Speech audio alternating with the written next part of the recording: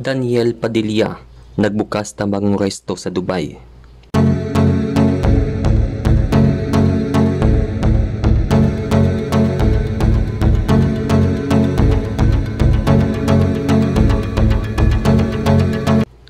Labis ang tuwa ng mga fans ng kapamilya aktor na si Daniel Padilla sa Dubai matapos itong bumisita sa bansa para sa opening ng bago niyang Asian Fusion Restaurant.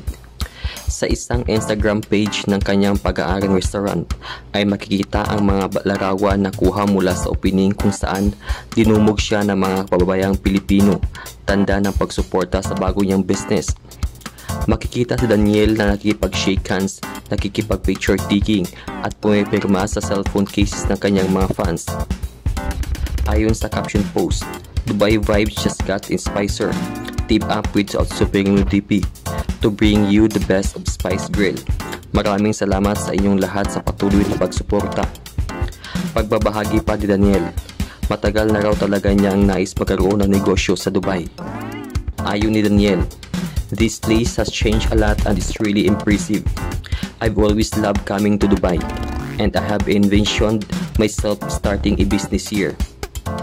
Pagpapatuloy pa ni Daniel, the entire city is built around endless possibilities and the idea that anything you can imagine can be done.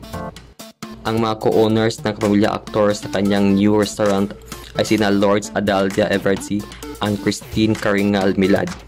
Matatanda ang bago matapos ang 2023 ay naging matunog ang pangalan ni Daniel nang kumpirmahin ni Catherine Bernardo ang kanilang paghiwalay matapos ang mahigit isang dekada nilang relasyon. Kayo, anong masasabi niyo sa balitang ito?